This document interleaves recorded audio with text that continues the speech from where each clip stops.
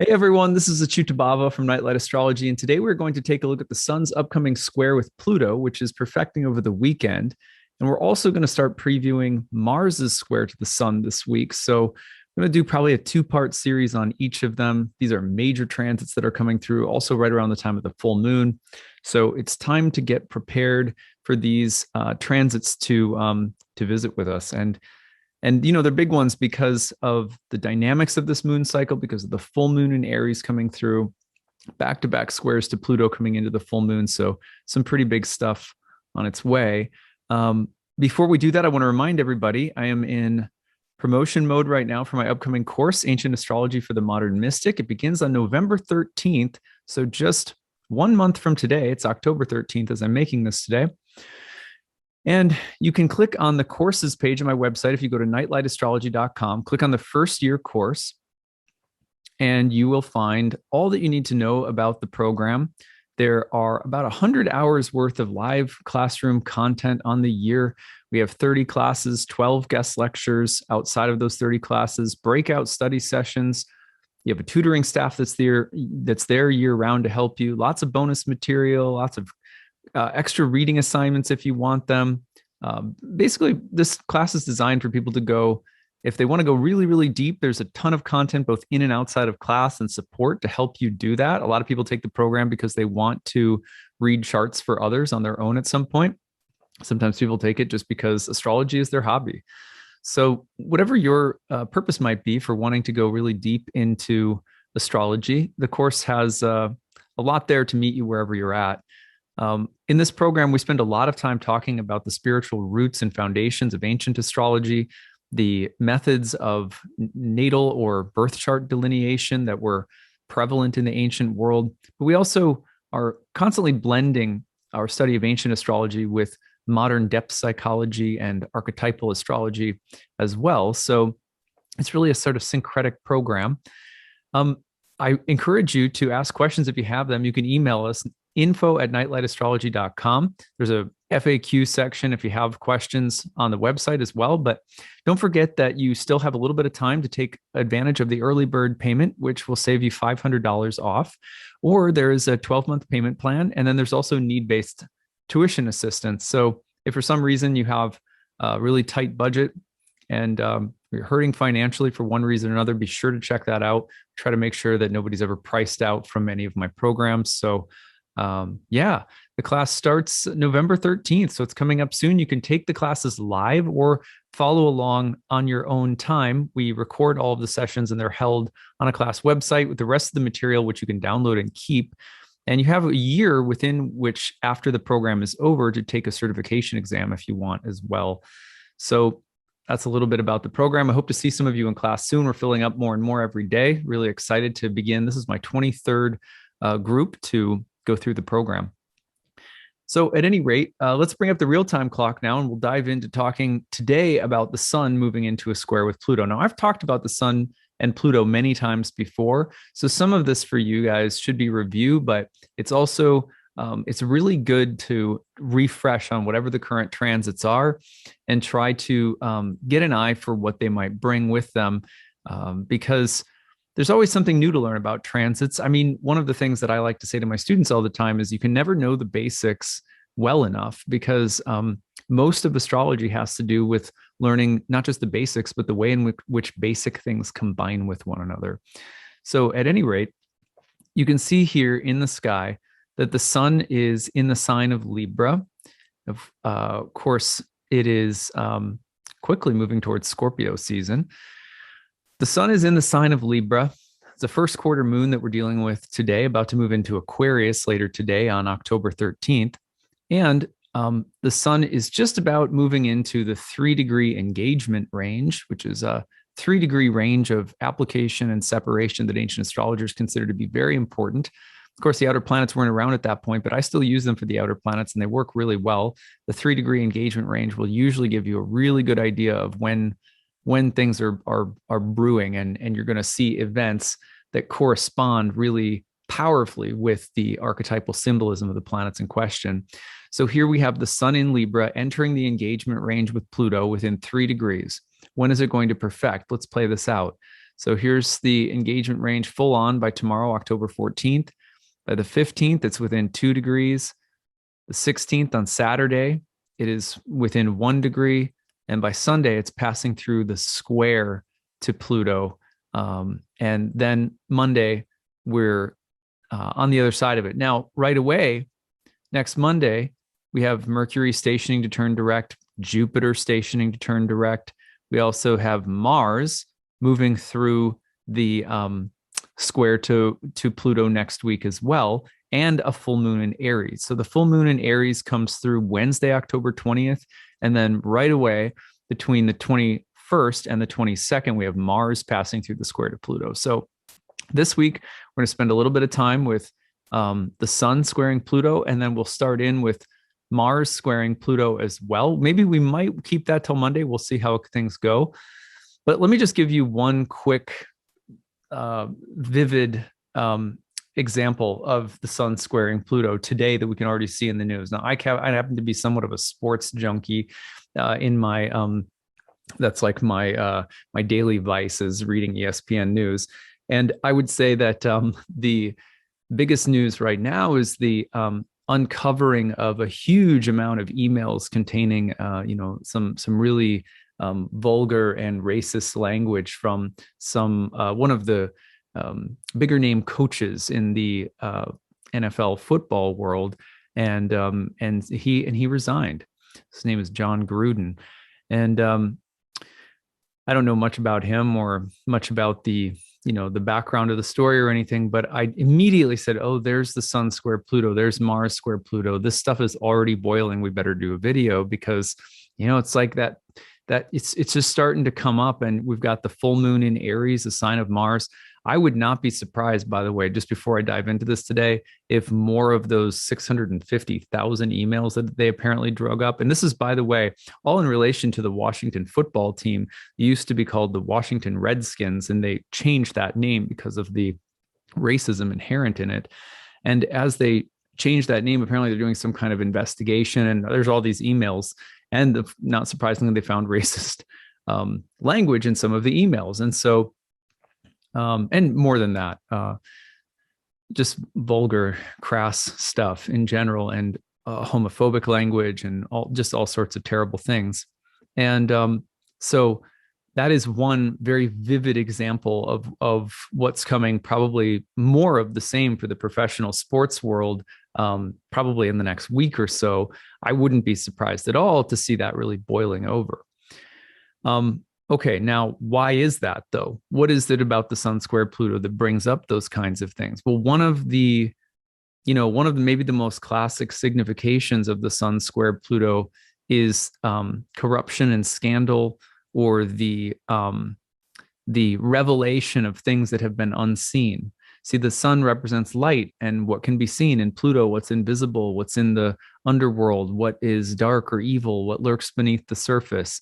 Sometimes people try to bring things up these days, as a way of harming other people. Let's look for the scandal. Let's look for the dirt, whether it's politics or the news and media, social media. Sometimes people are looking to smear each other, like a smear campaign. That can be very Sun Pluto. At the same time, a company that's been cooking the books, suddenly the information comes forth that there's been some kind of malpractice, or there's been some attempt to hide something deeply unethical or something like that. And it's been an attempt to hide it, and to make sure that people don't know, what's really going on or something. And sometimes those things will come out. So where Pluto represents the subterranean, that which is hidden, deep, powerful, sometimes dark or evil, and the sun represents clarity and light, and sometimes those kinds of things come to light. Remember, the square is of the nature of Mars, and so sometimes you're going to see hidden things come to light in a way that is confrontational, or that strikes immediate kind of action-oriented response with people. Now, again, the attempt to coerce, manipulate, or like anything like blackmail, coercion, manipulation. I'm going to I'm going to show everyone who you really are, that kind of thing. That's also Sun-Pluto. Uh, if you're trying to harm someone, if there's jealousy of solar figures, oh, that person shines. Let's see if I can do something to knock them down a peg. That can be very Sun-Pluto. So it gets real Machiavellian. Sun-Pluto does, and it tends to bring out the worst in people when it comes to greed, power, fame, wealth, the desire to be number one, the fear of other people eclipsing us, stuff like that. So you have to be real weary of wary of that kind of stuff. On the other hand, the impulse to create, where Pluto doesn't represent so much the hidden evil or darkness, but it represents, say, a subterranean regenerative primordial life force, and the need to bring it out and let that come forth as a creative expression. Sun-Pluto can be like a nuclear blast of creative energy. In that sense, it's very much like the ejaculation of creative life force in the sex act. It's also associated with the primordial release of pent up energy that can be destructive and creative at the exact same time. Which is, we see it in nature all the time when stars explode or whatever, the Big Bang, or, that has that kind of archetypal image around it. Also, whenever there is illumination of something that is dark but true, people love true crime stories. You know what I mean? Like this is a real world, like what do they call them? I think they're called true crime stories. I think there was a book I had to read in graduate school. What was it called? I think it was by Truman Capote, and it was called In Cold Blood or Cold Blooded or something like that. Anyway, there's a whole genre of sort of nonfiction, almost documentary style films, movies, or books that have to do with real life criminals and what's going on in their mind, and to try to understand or get inside the mind of people who do dark deeds, or why they do them, or whatever the case might be. So that release of understanding within something dark, to understand the depths of the human psyche, to understand the mind of a serial killer, these kinds of fascinations that people have are often very Sun-Pluto like. Anytime that there is the death of a solar figure, a CEO, a boss, a king, a leader, a famous person, a NFL head coach, right? The idea of Pluto dragging someone, some chosen one, like, oh, they died too young, or they were just a little too perfect, so Hades needed to like drag them down, and show what's really beneath the surface, the imperfections, the hidden sins, like, so.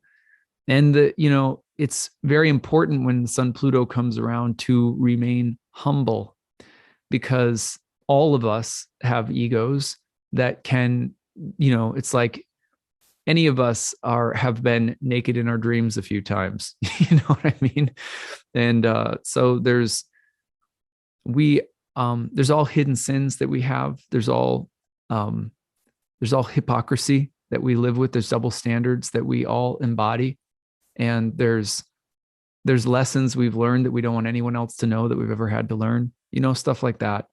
And sometimes if we forget those things are really like our hidden treasures, because when we keep those things close to us and they keep us humble, they keep us kind and generous, forgiving, gracious. So even if we get good at something, or even if there's a degree of success in our life, that we remember, I'm not above anyone. I've had things deep inside me, thoughts I've had, feelings I've experienced, things I'm not proud of, things I've done, things I wish I could take back. That we keep those things in us, not with guilt or shame about our being, but with the sense that I'm not any better than anyone.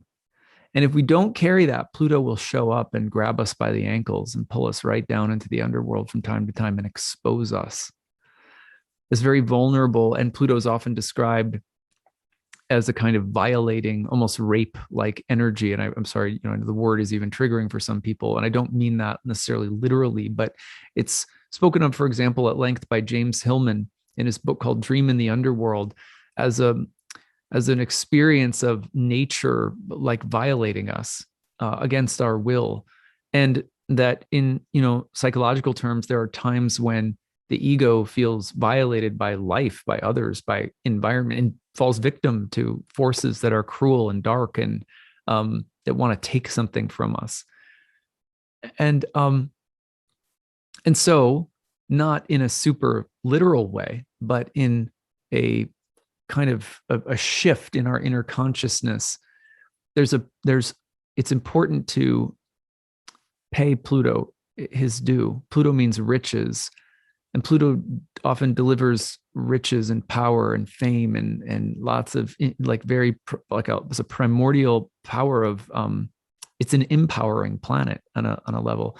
But if you don't pay Pluto by recognizing I have secrets, I have skeletons in my closet, I have things, like if you don't stay in touch with those things, and at least on a contemplative level, I have some things, some things that only Pluto sees. You know what I mean? Secrets, darker elements of my psyche. If you don't stay aware of that, it's essentially like you're not paying the toll man at the toll booth. It's like there's all of these crossroads in life, and especially anytime that we're doing well or we're excelling at something and we're not staying in touch, we're not ready for the potential to be humbled or to lose everything or to have the rug pulled out from under us or to have Pluto grab us by the ankle from the underworld. If we're not prepared for even the possibility of those things, it's as though we're keeping too much for ourselves, right? And there's something about that's really important with Pluto. One of the practices I've had for a long time is, so when I was living in New York City, I had like a jar, and the jar was just a big, I don't know, it's like an apple cider jar or something. No, it was something else. I don't know. It's not an apple cider. It kind of looks like an apple cider jar. At any rate, I just started putting coins in it, and just like letting it fill up whenever I had extra change in my pocket. And then gradually I'd put like other random knickknacks in it. Like I had a prayer bead bracelet that broke, and rather than getting rid of it, I just put it in that thing. And so I've got all sorts of like knickknacks. My kids love it. They just love it. They're like, oh, what's all that stuff in there? There's coins and all this stuff. And at one point I was reflecting on all of this with Pluto. And I said, I need to make a place in my house for Pluto, a place where I recognize all of the broken bits, where all of the riches actually come from. They've come from this substrata of darkness and difficulty and tortured qualities and dark qualities, and anything successful that look like it's all in the light. I've done well. I have a family. I have whatever. All the shiny elements, right? That they live hand in hand with the darker stuff that I'm don't want to talk about that stuff, And so at any rate, for some reason, I thought you can't cheat Pluto. You just can't cheat Pluto. In fact, I think it might have been around Pluto's conjunction with my moon. I don't remember when this happened, but anyway, so I took that jar and I put it in the basement, and I offered it to Pluto. I was like, these are all of my like hidden riches.